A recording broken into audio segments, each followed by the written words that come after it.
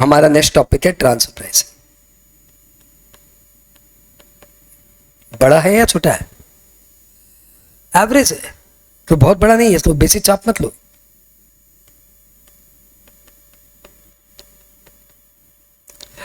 पहले आप इस टॉपिक को कुछ ग्रुपिज्म्स में डालिए। सैलरी से बड़ा टॉपिक नहीं है ये, बस इसमें क्या अपना ग्रुपिज्म क्लियर नहीं है, इसलिए अपने थोड़े ट्रबल में रहते हैं। सबसे पहले आप इसको ग्रुपिज्म में डालिए। इसमें कुछ थ्योरीज है, कोर विथ ट्रांसफर प्राइसिंग। उस थ्योरीज में क्या है? उस थ्योरीज में है what is international taxation. Section बोलिए 92B। What is associated enterprises. Section बोलिए 92A। और what is transfer pricing concept. Section बोलिए 92। तो 92 में ट्रांसफर प्राइसिंग कॉन्सेप्ट बोला हुआ है, 92A में एसोसिएटेड इंटरप्राइजेस तो डिफाइन किया हुआ है, 92B1 में इंटरनेशनल टैक्सेशन और 92B2 में डीम्ड इंटरनेशनल टैक्सेशन को डिफाइन किया हुआ है। ठीक है। उसके बाद एक प्रैक्टिकल का बवंडर है, और वो किसमें है? एक ही सेक्शन 92C। उसमें क्या करना है? Computation of arms length price. दिमाग में क्लैरिटी रखिए, computation of arms length price ये मेन है। इसी के ऊपर आज वर्कआउट करेंगे। फिर क्या है? फिर एक है फिर से थ्योरी, पेटी थ्योरीज। ये थ्योरीज कोई खास इंपॉर्टेंट नहीं है, लेकिन है तो छोड़ नहीं सकते। 92D डॉक्यूमेंटेशन, पेटी थ्योरीज है तो खास इंपॉर्टेंट नहीं है। 92E से रिपोर्ट। यहीं पे आप एक और कॉन्सेप्ट भी डेवलप कर सकते हो। क्या वो कॉन्सेप्ट हो गया क्या? Tolerable tolerance range. वो आप चाहो तो इसके अंदर डाल दो, चाहो तो इसके अंदर डाल दो, एक ही बात है, टॉलरेंस रेंज। ओके। फिर इसमें क्या है? फिर इसमें कुछ अलग तरह के टॉपिक्स है, जैसे मिसलेनियस टॉपिक्स, जो इससे रिलेटेड है कि नहीं है वो भी डाउटफुल है, जैसे डिस्प्यूट रिजोल्यूशन पैनल। इससे है पता नहीं यार, इसी में पढ़ते हैं। डिस्प्यूट रिजोल्यूशन पैनल, जैसे एनजे नॉन जुरिडिक्शनल एरिया, इसमें पढ़ते तो इसी में है। जैसे ट्रांसफर प्राइसिंग ऑफिसर, ऑब्वियसली इसी में 92C है। क्या चीज आपने क्या बोला? वो एक अलग बवंडर है। क्या वो एग्रीमेंट का नाम क्या हुआ? क्या? Advance pricing agreement. वो एक अलग थ्योरी है।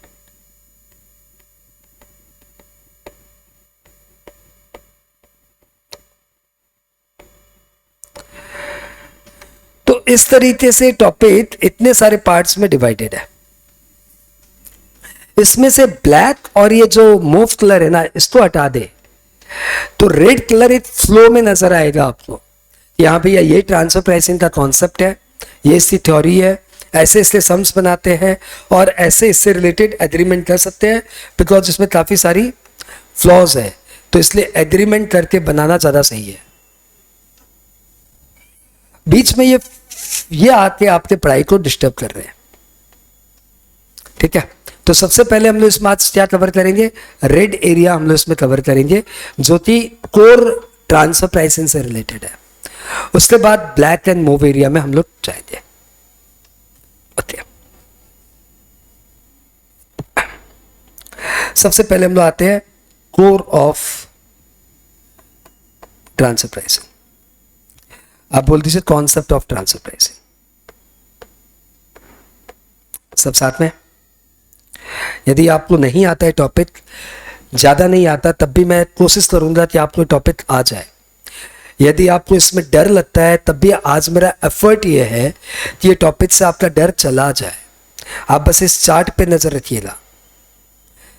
एक बार टॉपिक इतना बिखरा हुआ होता है कि हाथ में नहीं आता। हमारा टारगेट इसमें दो है, एक तो ये रिवीजन हो जाए और दूसरा ये टॉपिक हमारे मुट्ठी में आए। मुट्ठी में आए मतलब तुम बंद कर हम सब बोल देगा, ये हमारा टारगेट है। Okay,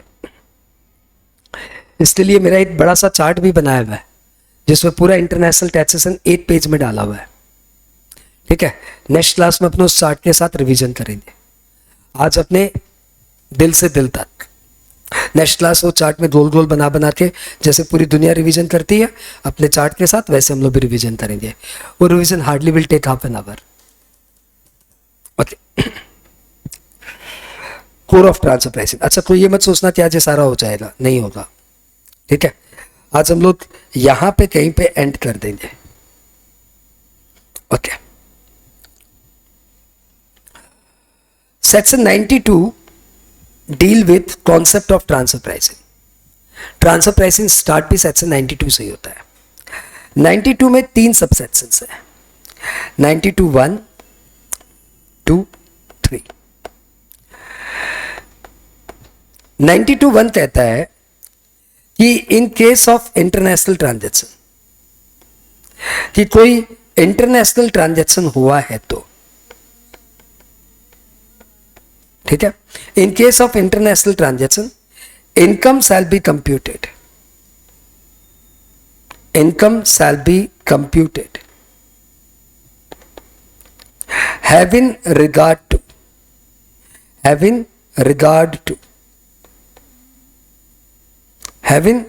to arm's length price, having regard to arm's length price। कि कोई इंटरनेशनल ट्रांजैक्शन होगा तो उसमें इनकम कंप्यूट करेंगे having regard to arms length price. तो भैया सारा दारोमदार किस पे आके ठहरा हुआ है? कोई इंटरनेशनल ट्रांजैक्शन होगा तो ये चैप्टर स्टार्ट होगा। तो आपको सबसे पहले क्या समझना पड़ेगा? हमें सबसे पहले समझना पड़ेगा कॉन्सेप्ट ऑफ इंटरनेशनल ट्रांजैक्शन। ये कॉन्सेप्ट हम कहां से उठा रहे हैं? 92B से उठा रहे हैं। चैप्टर स्टार्ट ही नहीं हो पा रहा है इसके बिना। चैप्टर सबसे पहले क्या बोल रहा है? यदि इंटरनेशनल ट्रांजैक्शन हुआ तो इनकम हम एक तरीके से कंप्यूट करेंगे और वो तरीका हम आर्म्स लेंथ प्राइस है जो बताएंगे बाद में। तो सबसे पहले ये तो बताइए इंटरनेशनल ट्रांजैक्शन हुआ तो ना, व्हाट इज इंटरनेशनल ट्रांजैक्शन? तो 92B कहता है इंटरनेशनल ट्रांजैक्शंस लिए ट्रांजैक्शन बिटवीन 2 और मोर एसोसिएटेड इंटरप्राइजेज, बिटवीन 2 और मोर associated enterprises, at least one of them is non-resident, at least one of them is non-resident। दोनों ही रेसिडेंट है तो हमें फर्क क्या पड़ता है? एक नॉन रेसिडेंट है तो हमें फर्क पड़ता है कि पैसा इंडिया के, मतलब दोनों रेसिडेंट है तो ठीक है ना, ये नहीं तो वो टैक्स देगा, अपने तो क्या है। लेकिन यदि एक रेसिडेंट एक नॉन रेसिडेंट है, रेसिडेंट टैक्स बचा लिया तो नॉन रेसिडेंट तो हाथ में आएगा ही नहीं। इसलिए at least one of them is non resident, तो ये कॉन्सेप्ट अप्लाई होगा। ओके, अब जो 92B में डेफिनेशन दी हुई ना, ये तो मैंने कॉन्सेप्ट बताया। अब ये जो डेफिनेशन है उसमें इस कॉन्सेप्ट के अलावा कुछ भी नहीं है। उन्होंने ट्रांजैक्शंस तो यहां पे खींचा है, एक्सप्लेन कर दिया। उन्होंने शुरू कर दिया 92B में कि ट्रांजैक्शन चाहे प्रॉपर्टी का हो, रेंटिंग का हो, इंटेंजिबल एसेट का हो, शेयर्स का हो, कंपनी का अमालगमेशन का हो, या सिक्योरिटीज का हो, या purchase and sale of goods का हो, या प्रोविजनिंग ऑफ सर्विसेज का हो, ऐसे पॉइंट तोड़ के 92B की डेफिनेशन बड़ी कर दी। लेकिन कोर ऑफ द कॉन्सेप्ट यही है, ट्रांजैक्शन बिटवीन 2 और more associated enterprises, at least one of them is non resident. तो नॉन रेसिडेंट क्या होता है वो तो सेक्शन 6 से हमने पढ़ाई है। अब हमारा वापस से पाव मतलब काम अटक गया क्योंकि अभी एक और वर्ड आ गया, एसोसिएटेड इंटरप्राइजेज। तो आप बताइए एसोसिएटेड इंटरप्राइजेस किसे कहते हैं? जब तक ये नहीं बताएंगे इंटरनेशनल ट्रांजैक्शन क्लियर नहीं है, और जब तक इंटरनेशनल ट्रांजैक्शन का कॉन्सेप्ट क्लियर नहीं है तो 92 में घुसते करेंगे क्या? तो वापस आइए, डेफिनेशन में जाइए, what is, who is associated enterprises? Section 92A। और 92A में लिटरली दो सब सेक्शन है, 1 and 2, 92A1 और 92A2। 92A1 तो बकवास है, इसमें जो बातें बोली वो बोली हुई यूटोपियन बातें।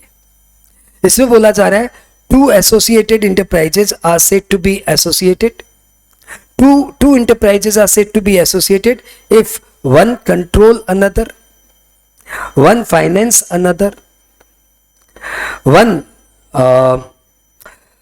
manages another। तो भैया कंट्रोल का तो मुझे नहीं पता, लेकिन फाइनेंस तो मैंने भी 70-80 कंपनियों को किया हुआ है। 70-80 कंपनियों के मेरे पास या तो शेयर है या फिर डिवेंचर है, तो मैंने उनको फाइनेंस किया हुआ है, थोड़ा है बहुत। इसका मतलब ये थोड़ी थी वो 70-80 बड़ी बड़ी कंपनीज मेरी एसोसिएटेड इंटरप्राइजेज हो गई। तो आपने जो बातें बोली वो यूटोपियन बातें हैं, बकवास है। तो फिर 92A2 में इसका क्लैरिफिकेशन है, यहां पे 13 क्राइटेरिया बैठाया गया, और 13 क्राइटेरिया में 13 पॉइंट बताए गए कि ये कंडीशन फुलफिल होगी तो दो इंटरप्राइजेस को हम लोग एसोसिएटेड इंटरप्राइजेस कहेंगे। फिर बचा खुचा सुप्रीम कोर्ट ने क्लियर कर दिया। सुप्रीम कोर्ट ने अपने जजमेंट में कह दिया कि कोई दो इंटरप्राइजेज एसोसिएटेड है या नहीं है, ये 92A1 नहीं 92A2 के थ्रू ही डिसाइड होगा। तो बात ही खत्म हो गई। अब 13 क्राइटेरिया बताइए। तो दो इंटरप्राइजेज एसोसिएटेड इंटरप्राइजेज बोला जाएगा, सो लो बच्चों नहीं तो गब्बर सिंह फिर रुला रुला के मारेगा, हा हा हा हा हा हा। ये अपना कोड है। क्या कोड है? क्या कोड है वह बताना। सो लो बच्चों, अच्छा इंग्लिश में लिख दूं, सो लो बच्चों नहीं तो गब्बर सिंह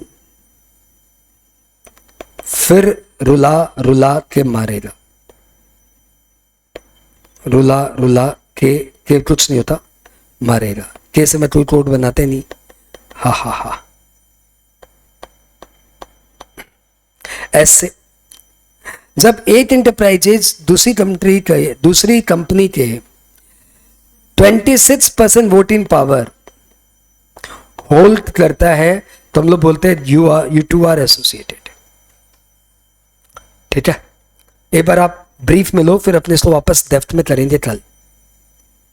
जब एक इंटरप्राइजेस दूसरी इंटरप्राइजेस का 26% और मोर वोटिंग पावर होल्ड करता है तो हम लोग बोलते हैं आप दोनों एसोसिएटेड इंटरप्राइजेस। जब एक कंपनी दो कंपनी की 26% वोटिंग पावर होल्ड करता है तो ए और बी एसोसिएटेड है बाई पॉइंट नंबर 1, ए और सी भी एसोसिएटेड है by point number 1। Point number 2 क्या कह रहा है कि बी और सी भी एसोसिएटेड है। अरे बी और सी तो आपस में तो शेयर ही होल्ड नहीं करते, तब भी they are associated by, because both are controlled by the same enterprise. ठीक। Point number 3, loan. चलो सो लो हुआ, शेयर सी बात हुई, लोन की बात करें। जब एक इंटरप्राइजेज दूसरी इंटरप्राइजेस को लोन देती है, कितना लोन? हाँ 50% ऑफ टोटल एसेट। हाँ, मोर देन 50% है। जब आपकी कंपनी दूसरी कंपनी को more than 50% of total asset का लोन दे रही है, मतलब आपकी कंपनी में जितनी एसेट है उसकी बुक वैल्यू, उसका 50% निकालिए, उससे ज्यादा कहती हमने आपको लोन दिया है तो we are associated enterprises. Number 4, सोलो बच्चों, board of directors. Board of directors, तुम बोरिंग्स में बोल रहे हैं, लोन आ जाए ना, लोन तो बोरिंग्स हो गया। आ रहा हूं सर, आ रहा हूं जी, आएगा। बोर्ड ऑफ डायरेक्टर्स में ये बोला हुआ है कि जब एक इंटरप्राइजेस दूसरी इंटरप्राइजेस का more than half board of directors appoint करता है या अपॉइंट करने का पावर रखता है, तो दे आर एसोसिएटेड इंटरप्राइज। तो यदि more than half of board of directors appoint कर रहे हो या एटलीस्ट वन गवर्निंग बोर्ड का मेंबर या वन एग्जीक्यूटिव डायरेक्टर आप अपॉइंट कर रहे हो या अपॉइंट करने का पावर रखते हो, तो यू आर एसोसिएटेड इंटरप्राइजेज। चौथा नंबर, पांचवा पॉइंट नंबर सेम है। यदि एक कंपनी दो कंपनी का बोर्ड ऑफ डायरेक्टर्स का सब्सटेंशियल पार्ट अपॉइंट करता है, तो ये बी और सी भी एसोसिएटेड इंटरप्राइजेस मानी जाएगी। हाँ जी, 16 बच्चों, नहीं तो मतलब नॉन टेंजिबल, इनटेंजिबल।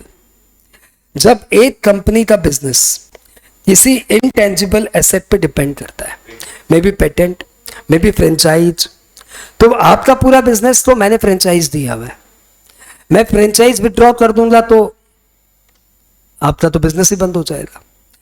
तो ऐसे में यदि एक इंटरप्राइज का बिजनेस एक इनटेंजिबल एसेट पे डिपेंड करता है और दूसरा इंटरप्राइज उस इनटेंजिबल एसेट का 100% कंट्रोल रखता है,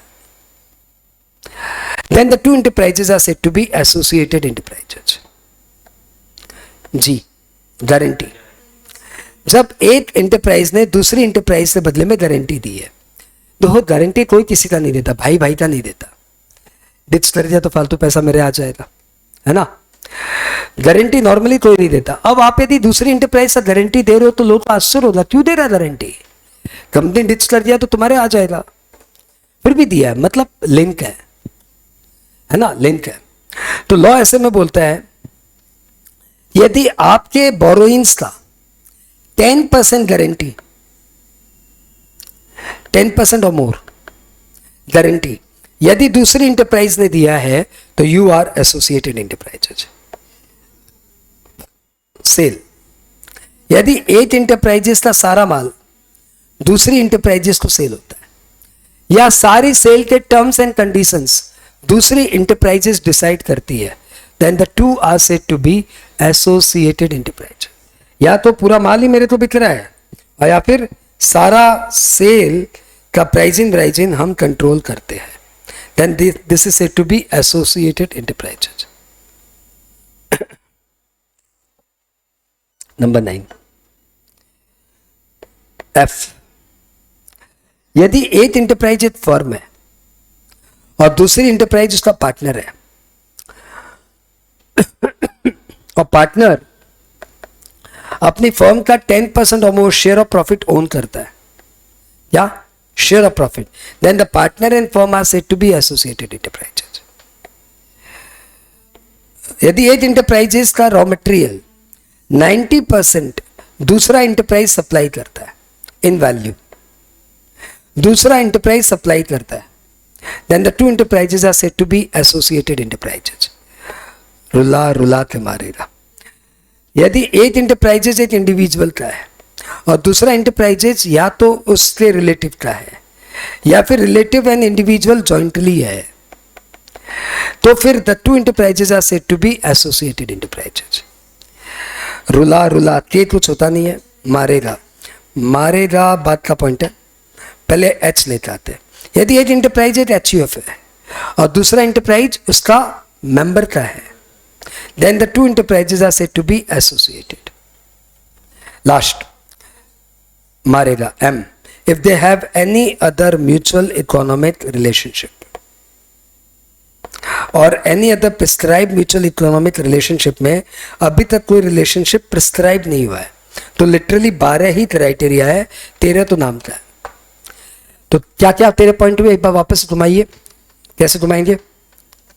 16 बच्चों, नहीं तो गब्बर सिंह, फिर रुला के मारेगा हा। When one enterprise owns 26% or more voting power, 2 point है इसमें। क्या one enterprise owns 26% or more voting power, या एक ही कंपनी दो कंपनीज का 26% वोटिंग पावर ओन करती है, तो दोनों इंटरप्राइजेस भी एसोसिएटेड हो जाएंगे। एल लोन, जब एक इंटरप्राइजेस ने दूसरी इंटरप्राइजेस का लोन दिया मोर देन 50%, जब एक इंटरप्राइजेस दूसरी इंटरप्राइजेस का 50% से ज्यादा बीओडी अपॉइंट करता है, या एटलीस्ट एक एग्जीक्यूटिव मेंबर अपॉइंट करता है, या एटलीस्ट एक गवर्निंग बोर्ड का मेंबर अपॉइंट करता है, then the two enterprises are said to be associated enterprises. जब एक अच्छा, इसमें 2 पॉइंट है कि यदि एक कंपनी 2 कंपनी का बीओडी अपॉइंट करता है तो फिर ये दोनों कंपनी भी एसोसिएटेड मानी जाएगी। यदि एक इंटरप्राइजेस का बिजनेस किसी इनटेंजिबल एसेट पे डिपेंड करता है और वो इनटेंजिबल एसेट दूसरी इंटरप्राइज 100% कंट्रोल करती है, then the two enterprises are said to be associated. जब एक इंटरप्राइजेस दूसरी इंटरप्राइजेस के बेहाफ में गारंटी देती है, कितनी गारंटी? 10% और more of the total borrowings. S, जब एक इंटरप्राइजेस अपना माल दूसरी इंटरप्राइजेस को सारा का सारा बेचती है, या इंटायर सेल के टर्म्स एंड कंडीशंस दूसरी इंटरप्राइजेस डिसाइड करती है, then the two are associated enterprises. जब एक इंटरप्राइजेस एक फर्म है, दूसरा इंटरप्राइज उसके पार्टनर का है, कौन सा पार्टनर? जो उसका 10% और मोर शेयर ऑफ प्रॉफिट होल्ड करता है, एसोसिएटेड इंटरप्राइज है। जब एक इंटरप्राइजेस का रॉ मटेरियल दूसरी इंटरप्राइजेस सप्लाई करती है 90% और मोर, एक इंटरप्राइजेस इंडिविजुअल का दूसरे इंटरप्राइजेस के रिलेटिव का, एक इंटरप्राइज एचयूएफ का दूसरे इंटरप्राइजेस के मेंबर का, और if they have any other mutual economic relationship. तो आई होप तुम्हें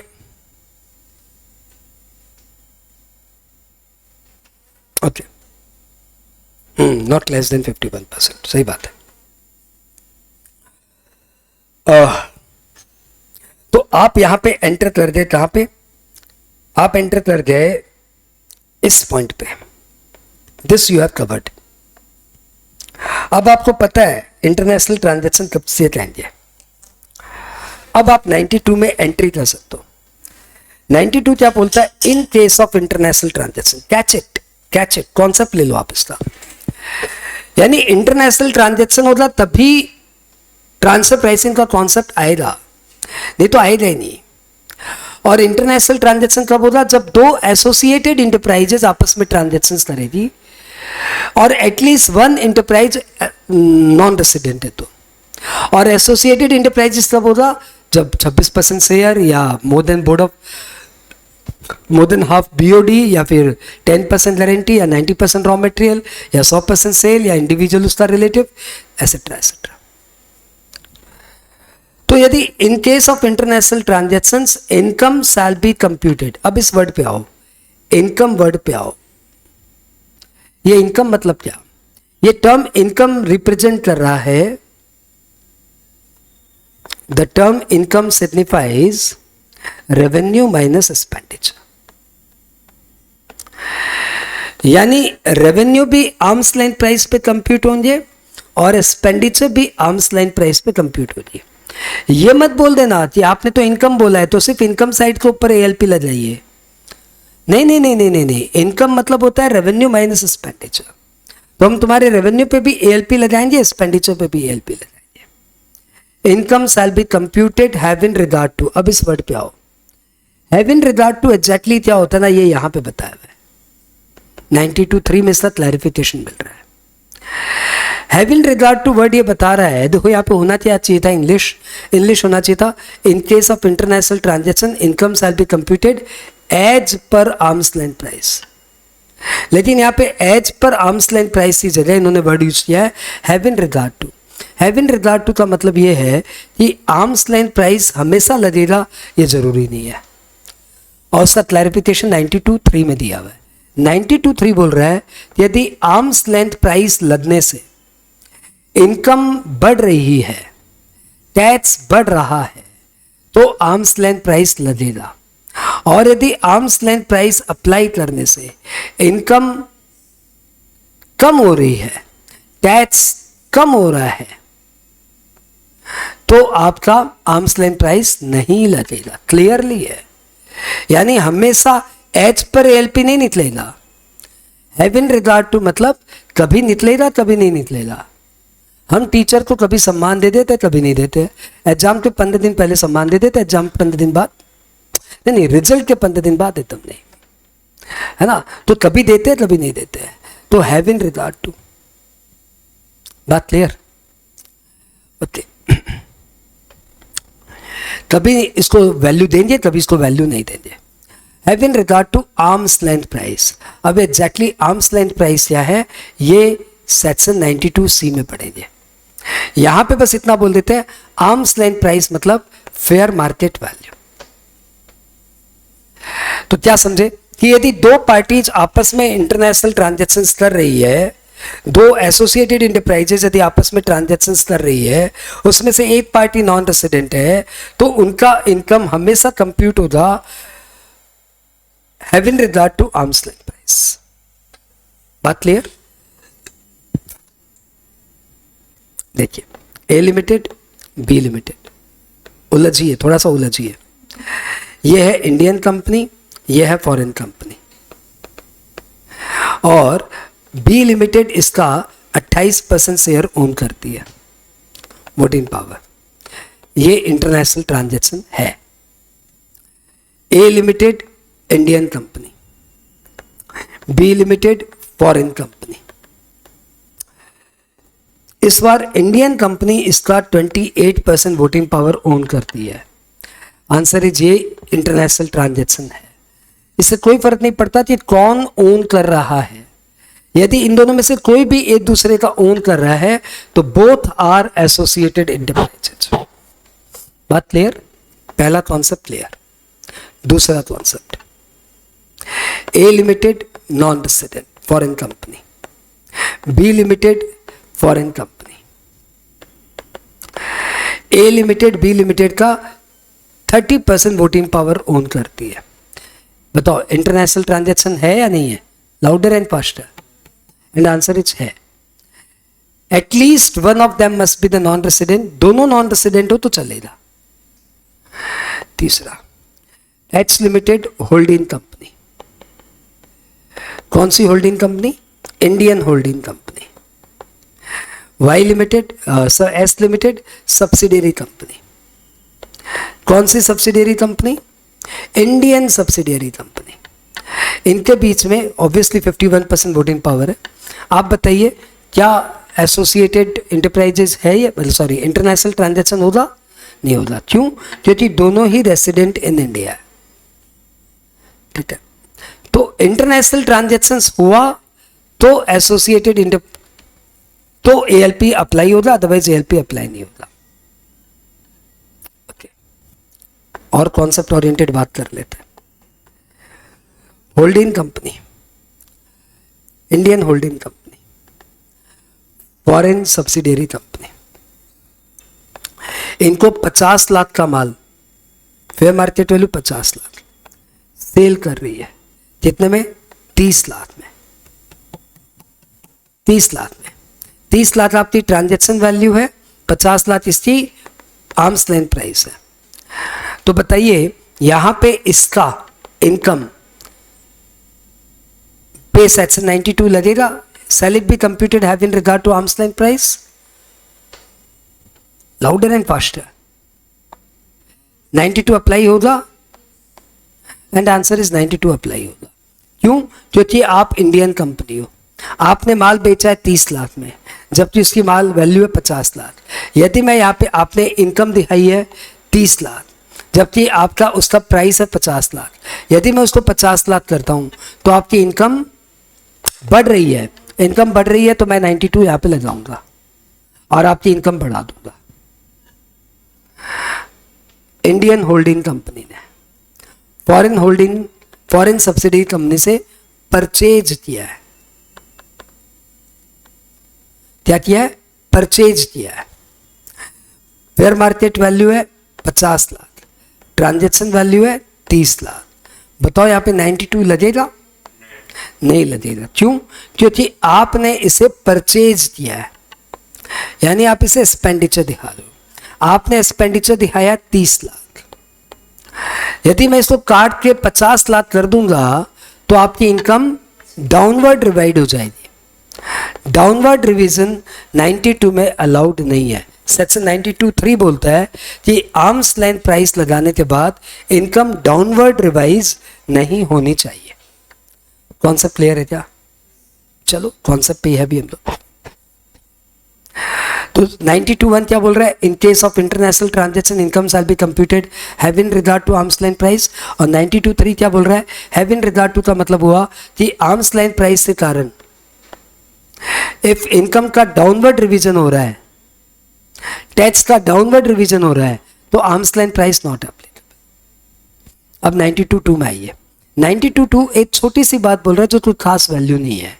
ये बोल रही थी दो एसोसिएटेड इंटरप्राइजेज आपस में कोई खर्चे शेयर करते हैं तो वो शेयरिंग ऑफ एक्सपेंडिचर भी have in regard to arms length price ही होगा।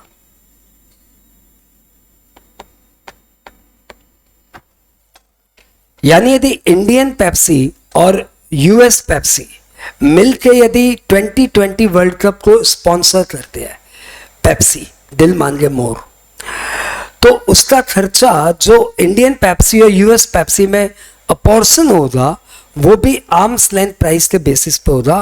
कोई भी मनमर्जी से दोनों खर्चे बांट नहीं सकते। बात क्लियर?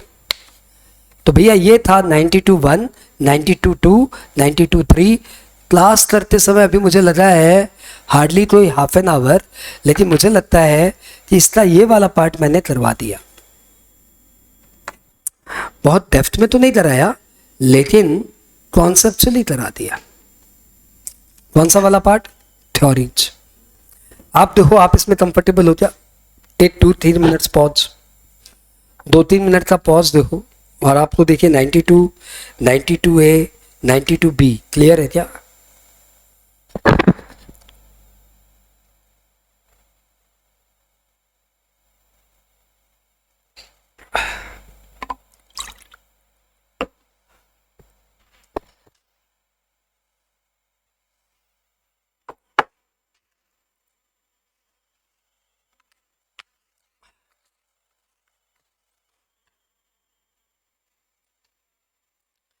ये ऑनलाइन वाले धीरे धीरे बोलते हैं या हम नहीं बोलते? फाइनल के बच्चे एक्टिव में डॉली हो जाए, एक्टिव है, बात ही जन कुछ नहीं बोलेंगे।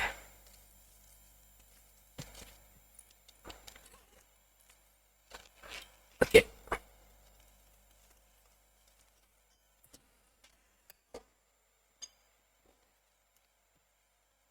उनको लग रहा है जो पढ़ा दे रहा अच्छा ही है यार, कुछ तो हो जा रहा है यार।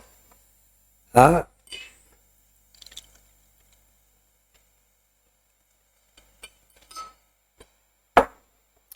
देवदत्त निराला,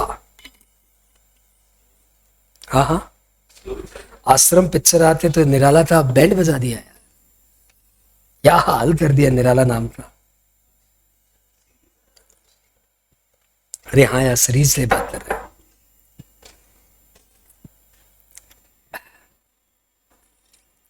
ओके ओके, आप लोग का हालत ठीक है? ओके,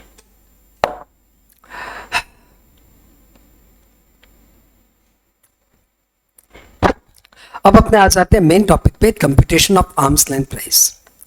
मुझे लगता है अभी अपने पास जितना भी बचा हुआ समय है ना, अपने को इसमें ही देना चाहिए। फिर नेक्स्ट क्लास वापस से जीरो से रिवीजन करके पूरा इंटरनेशनल टैक्सेशन को कल अपने पैक करेंगे। कल नहीं, परसों, day after tomorrow next class है हमारी, डे आफ्टर टुमारो, एक दिन छोड़ के एक दिन, और उसमें हम लोग पूरा ट्रांसफर प्राइसिंग पैक कर देंगे। और उसके बाद वाले दिन, मतलब फिर से डे आफ्टर टुमारो, हम लोग पूरा non resident tax rate finish कर देंगे। तो इस वीक में आपका पूरा इंटरनेशनल टैक्सेशन हो जाएगा, ठीक है। और एक प्लेलिस्ट हमने बना दी है जिसमें इंटर के जितने भी टॉपिक्स हैं ना, HP, salary, 5 heads of income, deduction, set of, club in, TDS, TCS और कई सारे छोटे छोटे topic, pan number, return of income, advance tax, alternate minimum tax, relief, residential status, agro income, छोटे छोटे टॉपिक्स पूरा हमने क्या किया, इंटर का इंडेक्स निकाला और इंडेक्स निकाल के सब टॉपिक को टिक टिक टिक टिक करके सबका रिकैप हमने डाल दिया। और वो प्लेलिस्ट आप लोग के पास आ गई होगी। आ गई? नहीं, आपके ग्रुप में आ गई, आप चेक करो, आपके पर्सनल नहीं आएगी, आपके ग्रुप में आएगी। ग्रुप से एग्जिट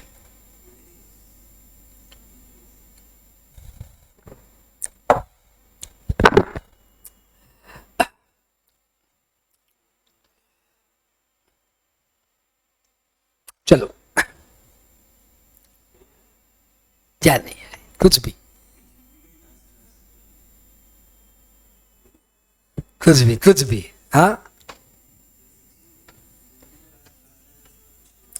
आया क्या मैडम आपने?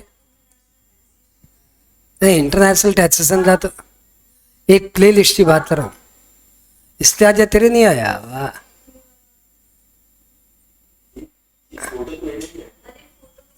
फोटो के साथ लिंक भी तो है भाई। देख रहा है, ऐसे लोग बदनाम कर देते हैं, नहीं आया नहीं आया। देखा, इसमें इसको क्लिक करेगा, सब है, और सबके साथ ड्यूरेशन भी लिखा हुआ है, तो तुम फटाफट देख लेगा कि मेरे कितने देर में हो जाएगा। कई सारे टॉपिक्स तो हमने 5-5 मिनट में कवर अप किया है।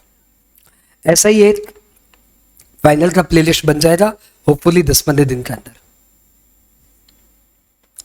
आओ, competition of ALP section 92C। 92C क्या कह रहा है? ये आर्म्स लाइन प्राइस निकालने के कई मेथड्स हो सकते हैं, कई मेथड हो सकते हैं, जैसे कप मेथड, पूरा नाम क्या है? Comparable uncontrolled price.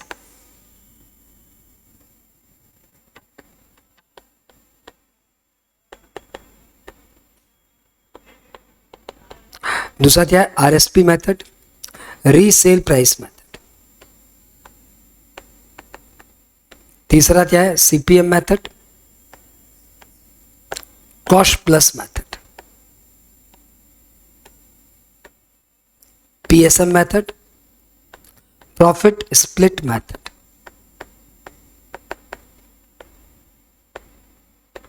TNM method, transactional net margin method,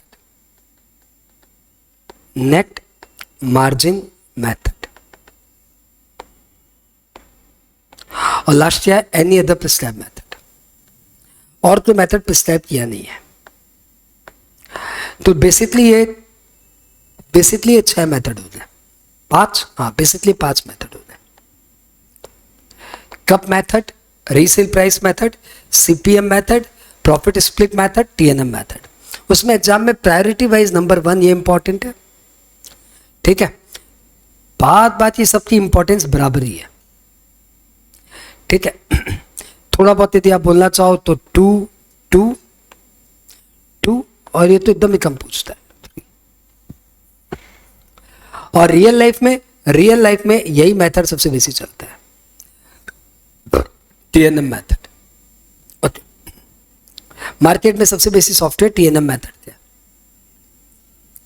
और कप मेथड। जो एग्जाम में सबसे बेसी पूछता है सर वही बताइए। आओ, क्या करना रहेगा? आपको दिया रहेगा what shall be given to you. आपको दिया रहेगा ट्रांजैक्शन बिटवीन 2 एसोसिएटेड इंटरप्राइजेज। इनका प्राइस दिया रहेगा और इनके टर्म्स दिए रहेंगे। आपको एक और दिया रहेगा, transaction between associated enterprises and non associated enterprises.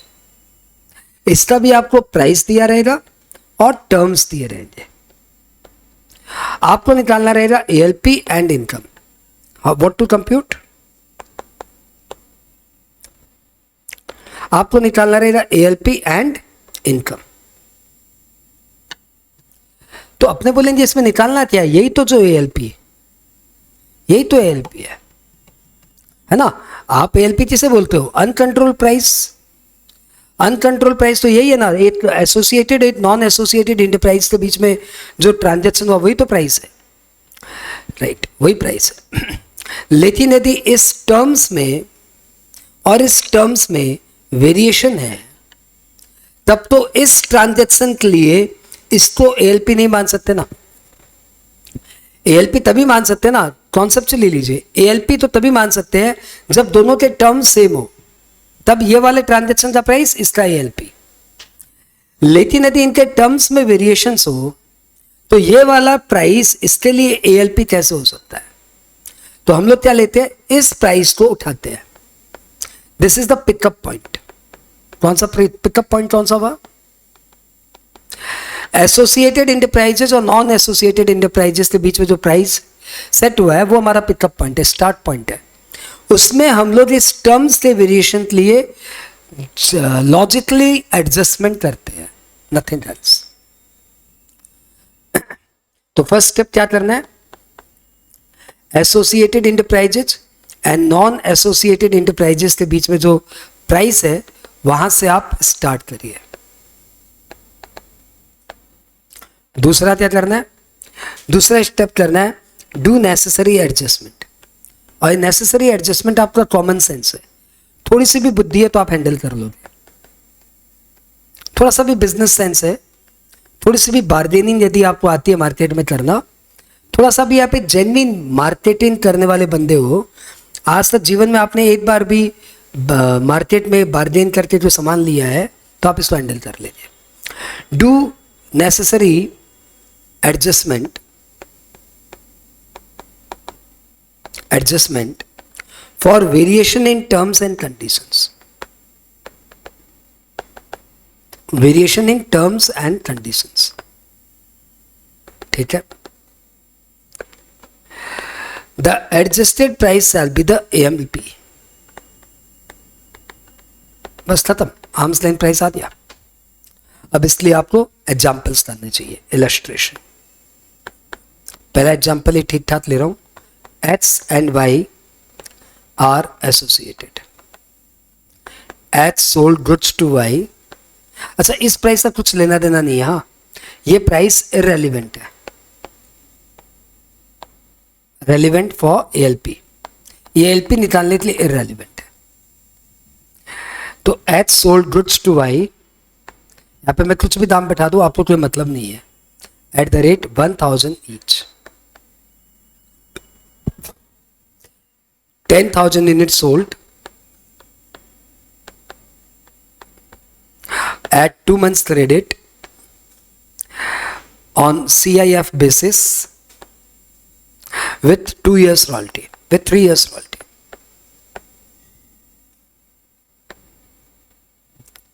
Terms देखिए, 10,000 क्वांटिटी, 8 टर्म्स, 2 months क्रेडिट, दूसरा टर्म्स, CIF घर पे डिलीवरी होगी, तीसरा terms, and 3 years royalty. 3 years royalty नहीं, 3 years वारंटी, चौथा term. X sold same goods to non-associated enterprises at 1800 में, 1800 each. Normal quantity कितने में बेचता हो, क्या लॉट में, क्या नॉर्मली लॉट क्या होता है, 6000 quantity eight 1 month credit on FOB basis with 1 year warranty.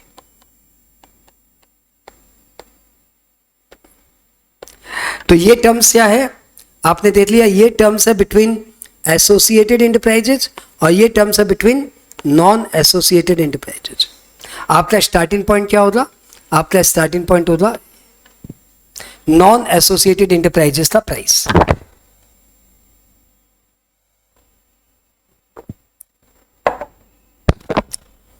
अब एडजस्टमेंट की बातें कहेंगे। एडजस्टमेंट क्या करना है, फॉर डिफरेंस इन क्वांटिटी, कितने का एडजस्टमेंट लेना है सब में दिया हुआ है, 40 रुपए का adjustment. For difference in credit period, कितने का एडजस्टमेंट लेना है, 30 रुपए का। For difference in for freight and insurance, आपका खर्चा पड़ जाएगा करीबन 220 रुपए का। और रॉयल्टी फॉर वारंटी है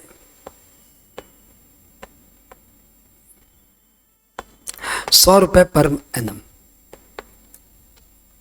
100 रुपए देने पे 1 साल की वारंटी मिल जाती है। आपको पूछा जा रहा है find ALP and taxable income of X limited if total income before adjustment is 120 lakh. Ready, go ahead.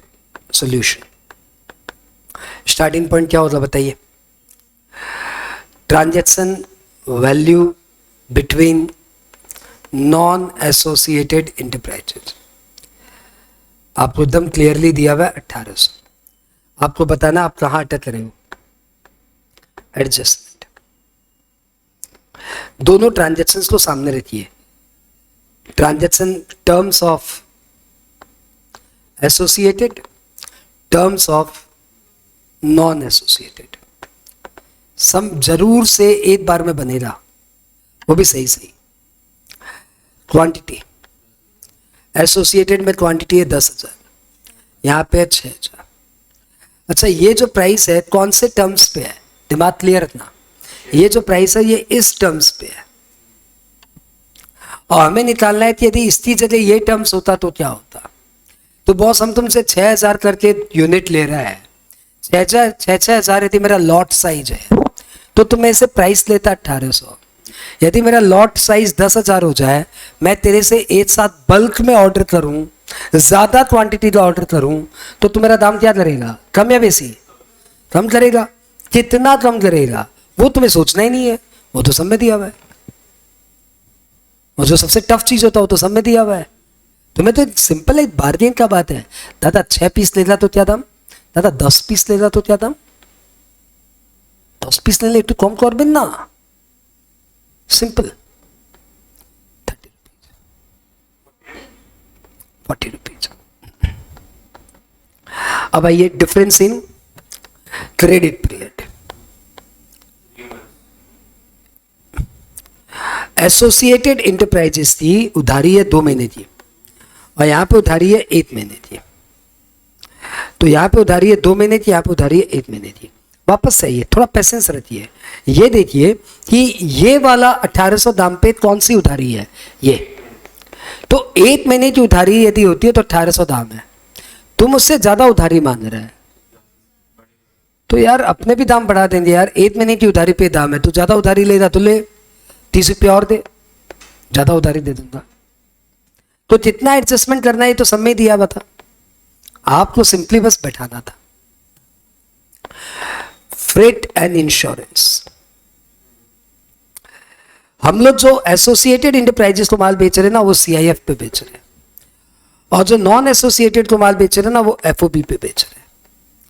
तो ये जो 1800 रुपया दाम है ना, ये फ्री ऑन बोर्ड है। मतलब मैं तुम्हें डिलीवरी नहीं दूंगा, मैं बस मेरे जहाज पे लाके छोड़ दूंगा। बात बाकी फ्रेट और इंश्योरेंस तुम्हारा। और तुम क्या बार्गेन कर रहे हैं? ना दादा फ्रेट हमारे ईटा लादबे, हमको ये सीआईएफ चाहिए, हमारा एफओबी से काम नहीं होगा, आपको इंडिया में लाके देना पड़ेगा। तो बोला देगा क्या? ही नहीं देगा, दाम बेसी पड़ेगा। जितना दाम बेसी पड़ेगा, अरे वही फ्रेट और इंश्योरेंस का दाम बेसी पड़ेगा, और क्या है। तो फ्रेट और इंश्योरेंस इतना लग जाएगा, 220 रुपया और दो, तुम्हारे घर पे माल आ जाएगा। 220 रुपया और दो, दाम बढ़ेगा। फ्रेट एंड इंश्योरेंस के बाद अगला पॉइंट है रॉयल्टी, वारंटी। ये जो हम लोग अपने आप को माल बेचते हैं ना, एसोसिएटेड को 3 इयर्स वारंटी में माल देते हैं, और आउटसाइडर को हम लोग 1 ईयर वारंटी पे देते हैं। तो यदि कोई 1 ईयर वारंटी वाला है ना तो 1800 दाम है। 3 ईयर वारंटी हुआ तो मैं लैपटॉप लेने गया, मैंने बोला कितना वारंटी? बोला 1 साल। मैं बोला 1 साल में कुछ नहीं होता, आपका लैपटॉप ठीक 16 महीने बाद खराब हो जाता है।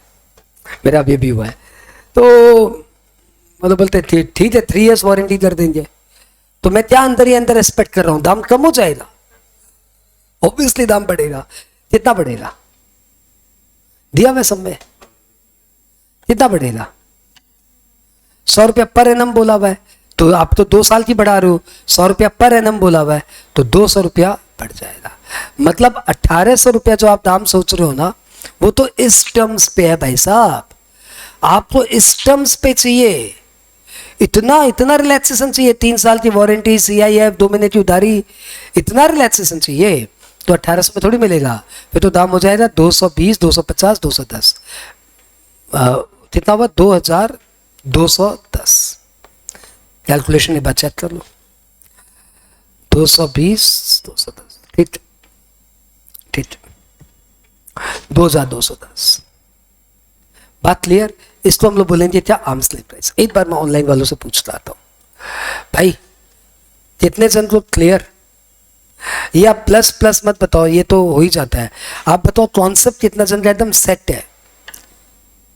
आंसर तो राइट हो गया है, लेकिन कॉन्सेप्ट कितने जन का सेट है कि मुझे किस डायरेक्शन में सोचना है। आंसर तो कई बार फ्लुक में भी राइट हो जाता है।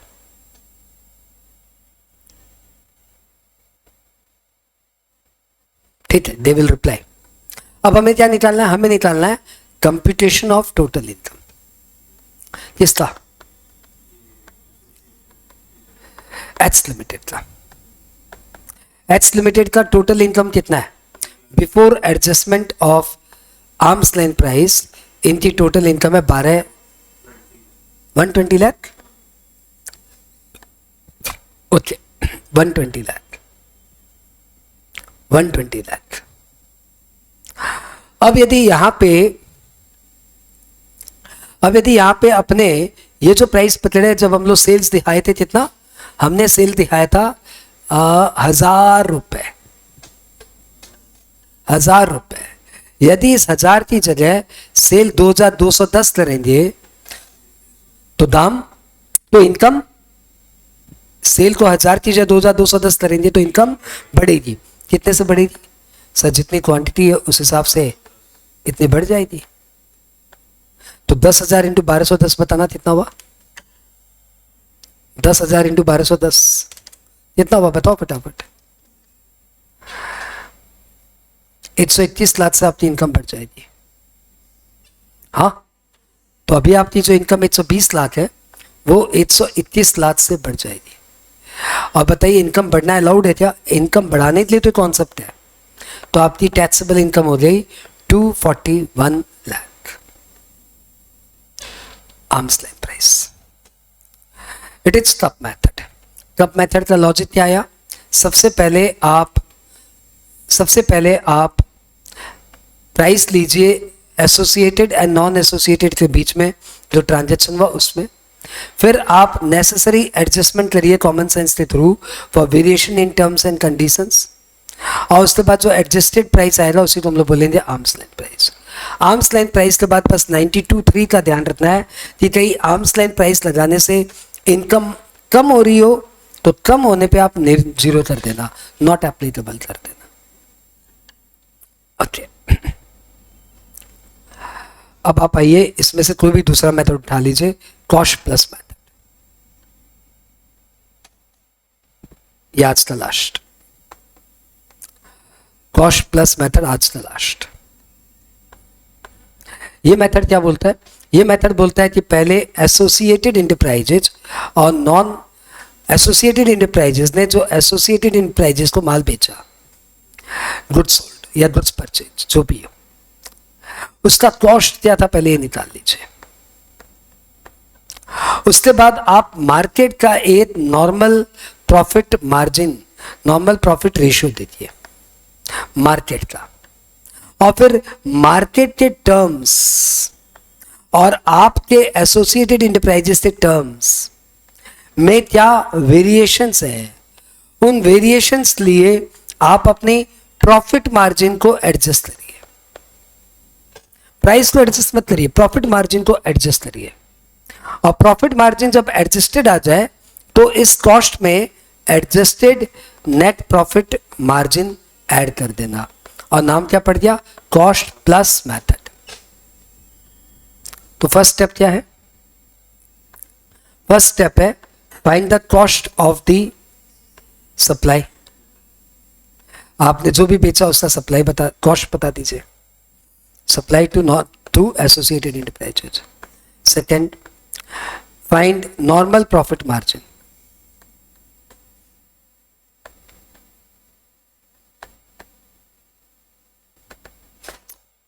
ये दिया रहेगा हमेशा सब में।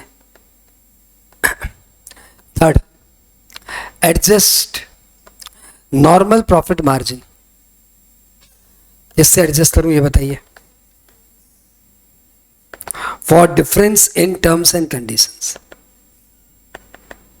फिर से वही एड लेस सोचना आपको कॉमन सेंस से, difference in terms and conditions. क्या चीज था, एक ये जो नॉर्मल मार्केट में ट्रांजेक्शन होते हैं उसके टर्म्स एंड कंडीशंस, और आप एसोसिएटेड इंटरप्राइजेज में जो ट्रांजेक्शन है उसके terms and conditions, and get adjusted normal profit NP ratio, cost plus adjusted NP ratio equal to arms length price. Illustration से समझिए।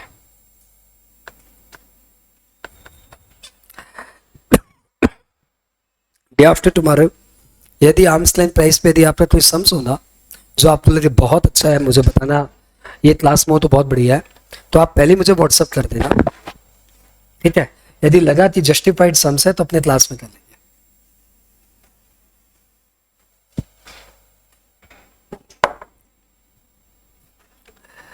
X and Y are associated enterprises. X sold goods to Y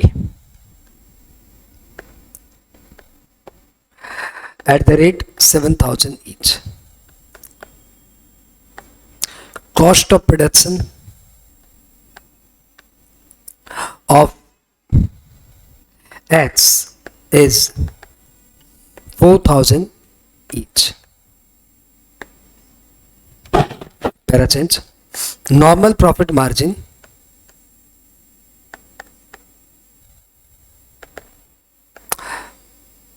%50 on sales. ये market का normal profit margin है, ठीक है। X sold to Y at 3 months credit against the market trend of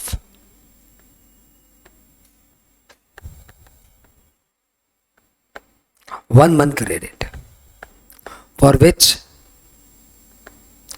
4% adjustment in profit margin is justified. बस अब यही सब चीजें दे दी जाएगी, ऐसी 3-4 बातें और। X sold to Y 20,000 quantity at a time. Normal market lot is 10,000 quantity. Trade discount 3% is genuine for difference in lot.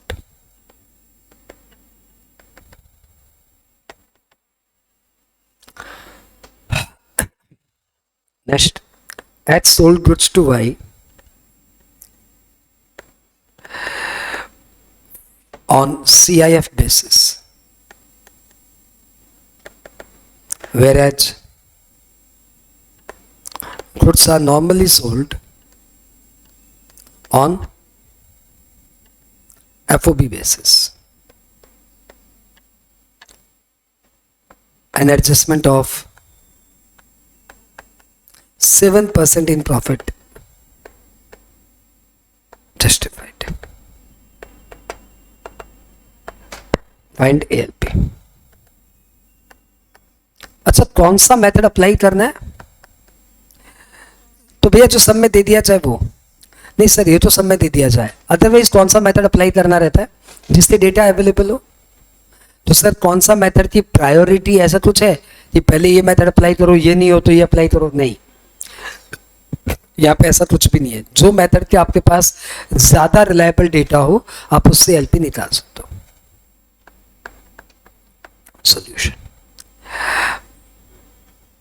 Calculation of adjusted profit margin. बताइए नॉर्मल प्रॉफिट मार्जिन कितना है? नॉर्मल प्रॉफिट मार्जिन है 50%। 50% on sales.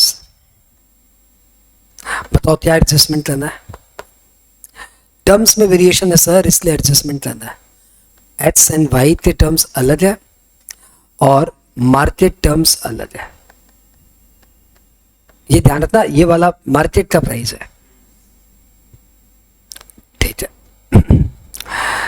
क्या क्या difference है बताइए। सब पहले तो उधारी में डिफरेंस है, 3 months वर्सेज 1 month।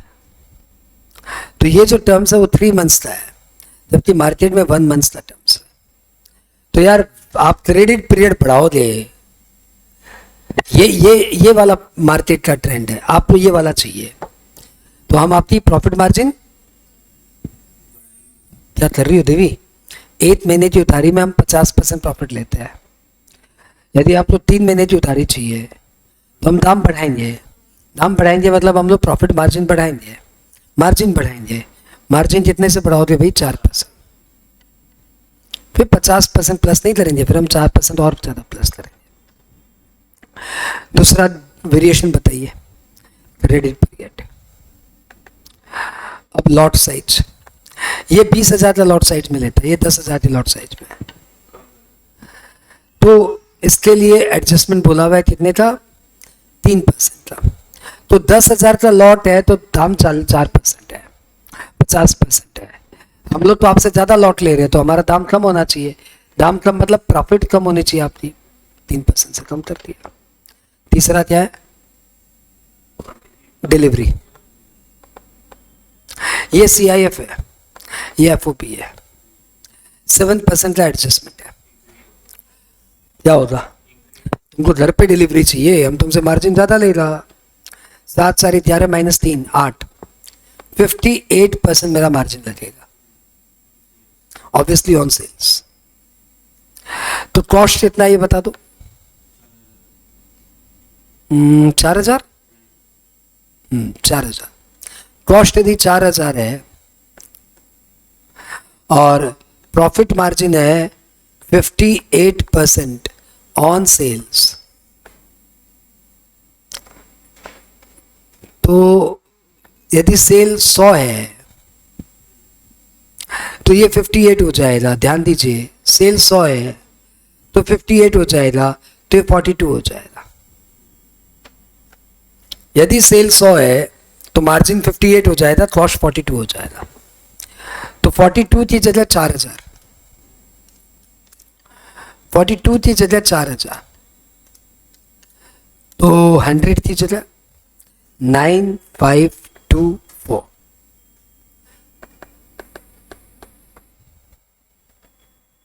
कैसा है ये, या 4,000